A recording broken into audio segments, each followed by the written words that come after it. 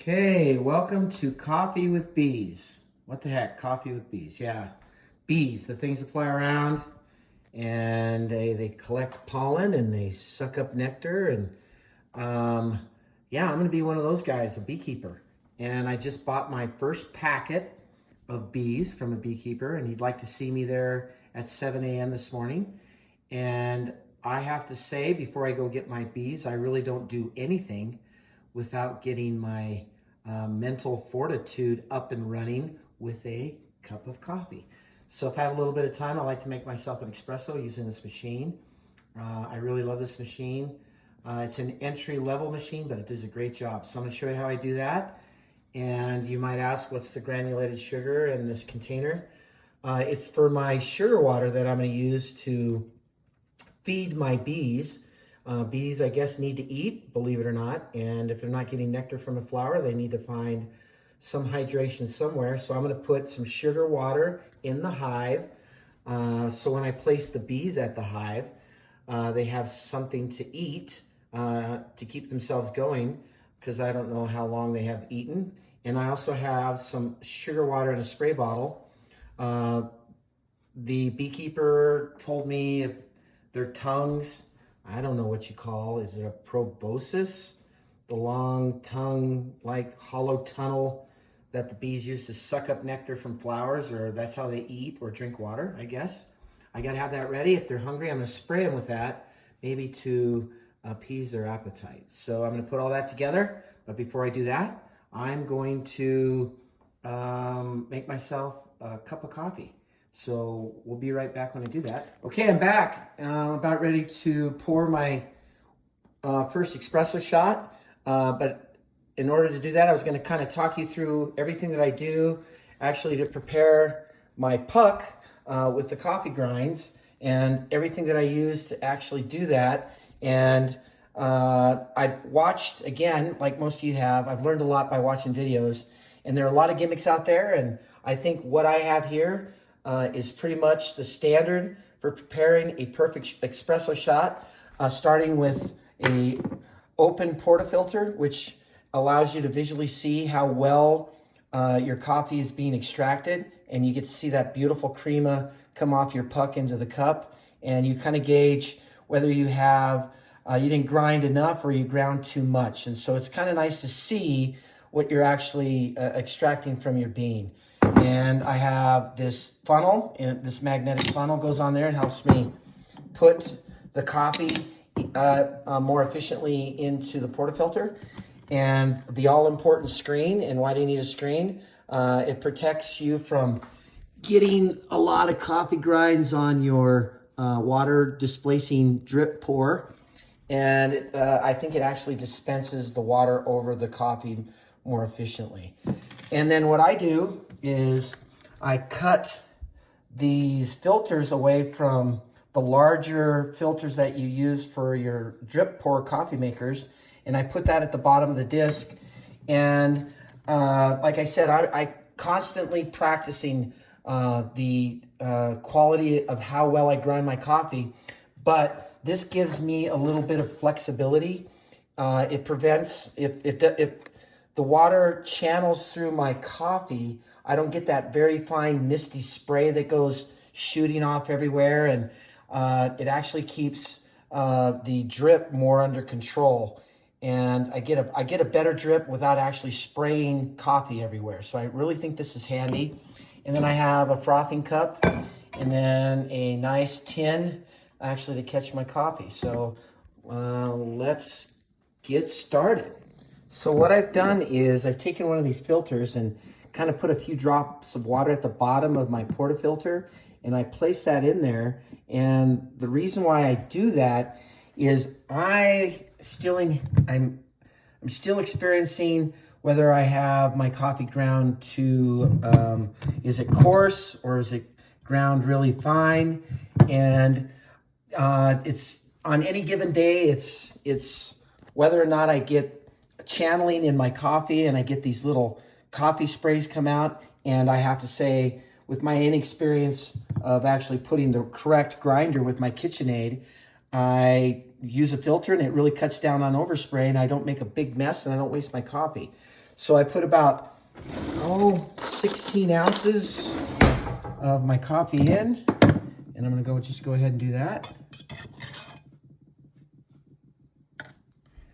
Putting that in there, and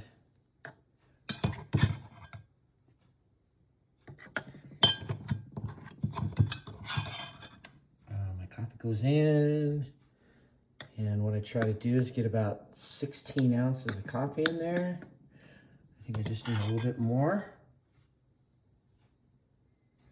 Put it in there, and what I do before I actually blend this up, I know there's some really fancy devices, but I just use a fork, and I kind of aerate the coffee so I get not as much channeling and a more consistent drip of water through the beans.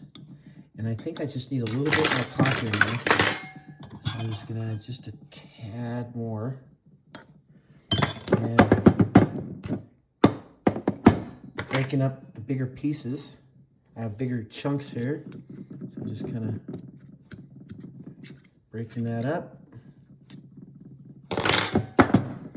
And then I like to tamp it down, not too much, just enough to get a nice flat area with my coffee. And then I put my puck string on there, and I kind of check to see if it's pretty well balanced around the puck, and then I just insert it in my portafilter, and I'm going to let that heat up, and I'm going to begin the process. And it looks like my boiler's ready to pour this espresso shot, so I'm going to give that a go.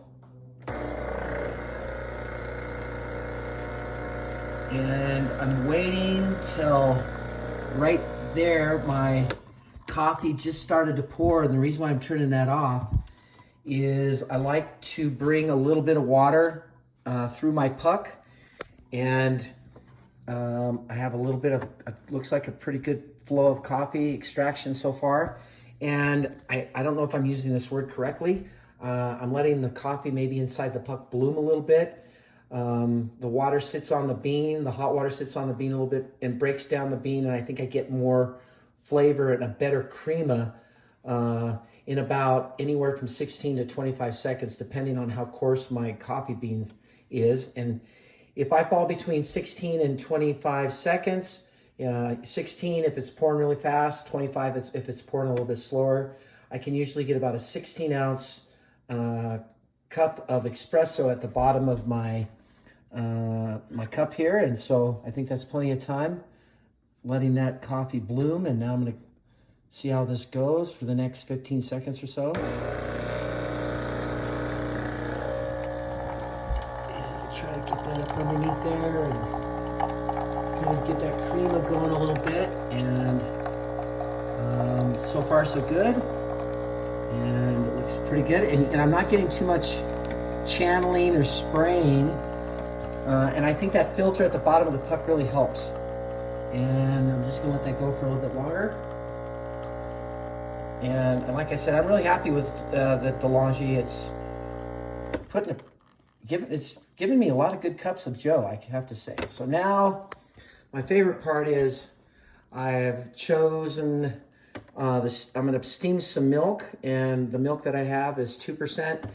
And I don't, a lot of people like whole milk when they're steaming their coffee to get that really silky, frothy foam that they do all that amazing crema art. I practice a little bit, but I'm still practicing. I just like a macchiato more than a latte.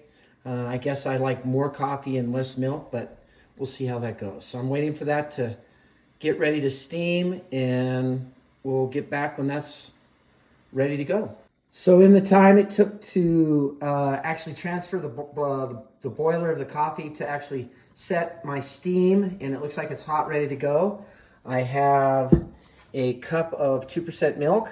And what I'm going to try to do is, I know this isn't going to work, I'm going to try to steam it, and I need 2 hands. And yes, I did not prepare my video for this, but I'm going to go ahead and set it right there. and hopefully you guys can see what I do in order to steam this. And I know a lot of people in a lot of YouTube videos have complained about this steaming nozzle. I actually like it. It's not a traditional type of steamer, but it does a really good job of frothing my milk. I'm not an artiste when it comes to pouring that perfect silky milk to get those beautiful patterns on my cup. So all I'd like is just a good consistent foam that I can pour on top of my coffee. So it actually works really well.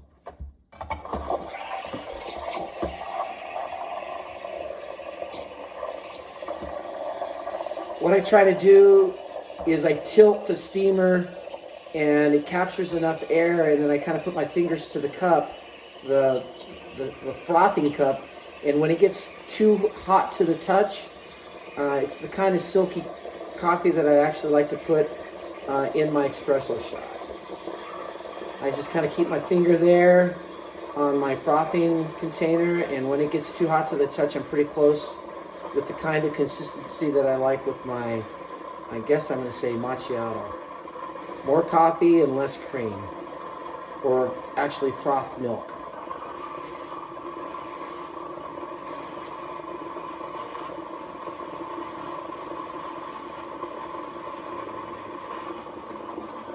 Okay, that is pretty hot, so I'm gonna turn that off. And kind of making a mess there. That's okay. And then all I need to do is get my cup and pour in my espresso shot. And I got this really good, silky, smooth, froth milk that I love with my coffee. And for the most part, man, that looks good, doesn't it? And my wife just commented, do I really need coffee when I'm about ready to get some bees? And she probably has a point there. But now that I have my coffee, I'm going to jump in the car and we're going to go pick up some bees. So, my next door neighbor, Myron, is a very active bee enthusiast. And he had an extra hive. And he encouraged me to start my first colony of bees with his help. And so these are last year's packages. And so I'm just going to load those up in the car along with the bee suit and the necessary tools to pick up my Myrons and my first packet of bees. So I have to say I'm very nervous about actually doing this for the first time. The gentleman Myron and myself are buying the bees from is requesting a bee suit. So Myron graciously lent me one of his. So I guess I have to take that along for the bees. And I think after this, I'm all loaded up and I'm gonna head out. I'm pulling in to pick up the bees and kind of excited. Looks like everybody's picking their bees up today as well.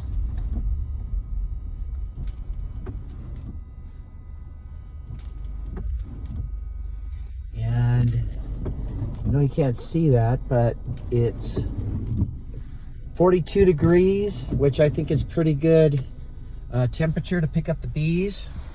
Got quite a few people coming out, loading up their bees, and I'm gonna go in and check it out.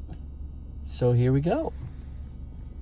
I got the bees, and I got 3 pollen packs, and I'm about ready to load them up in the car. So here we go.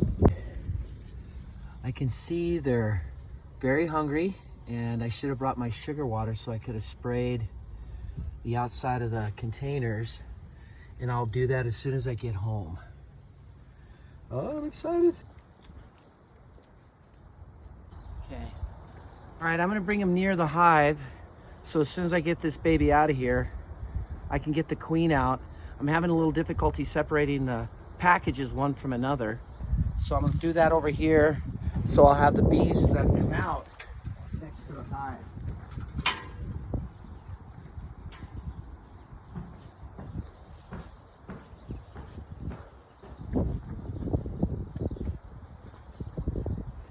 Okay,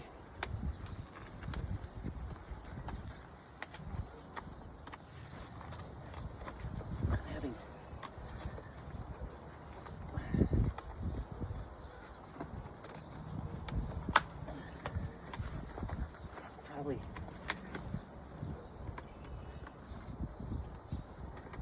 doing more harm than good here. Okay.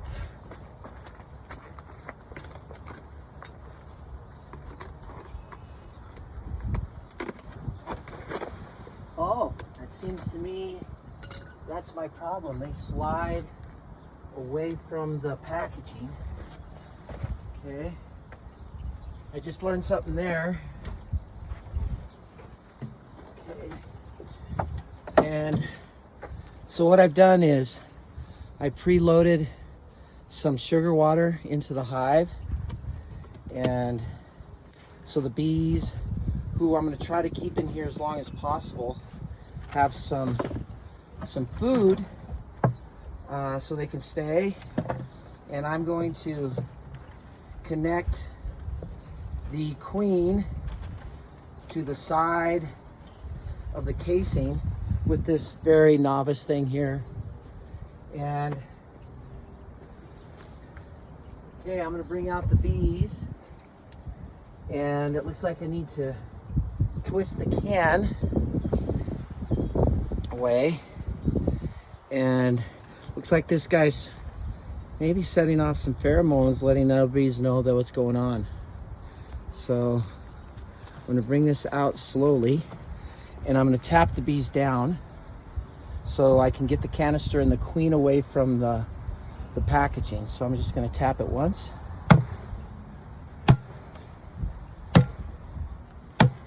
And then get this canister out and get that queen out of there. And then I'm going to set that aside. And I'm going to put that back. This is the sugar water that comes with the bees to feed them while they're in packaging process.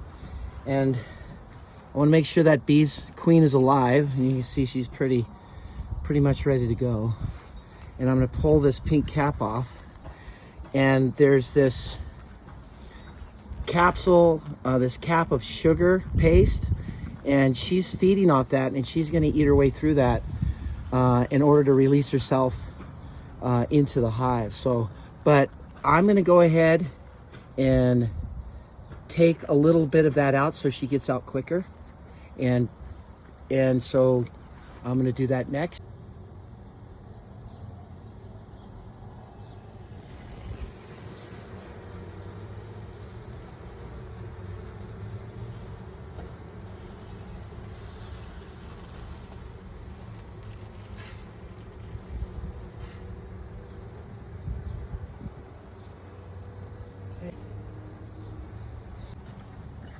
You can catch me doing this. So I'm just going to remove a little bit of this paste out of there, so there's not as much to actually the bees have to eat away to get her out of there. And so this is totally up to you as to whether you want to try this, and then she'll get out quicker by eating this her way through this. And the worker bees will, and the bees that tend to the queen will eat their way through this to get her out of there. So now I'm going to put this next to, and then I'm going to dump the bees now.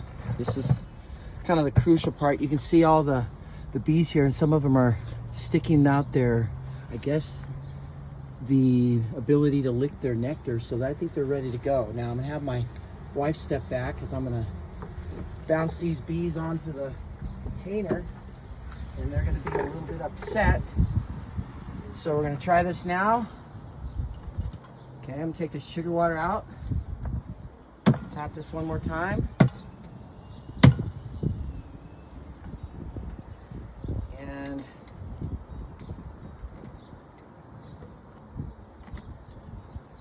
set that aside, and I'm going to put my container here and tap this right over the top of where the queen is.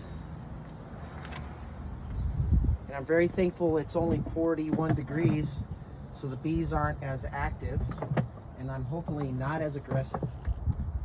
So here we go. And are you ready?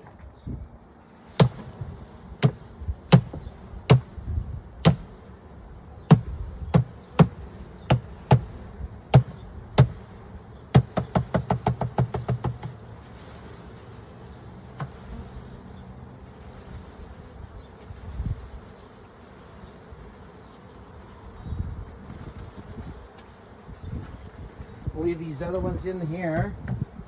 I'm going to move these over to where the queen is, and for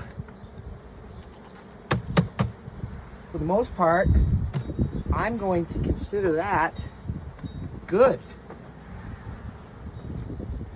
And I wish I know there's some more sugar water in there, and I'm just going to leave that in, and I'm now going to put the bees back because they want to stay with their queen. So I'm going to put this on top, and I think I did it. I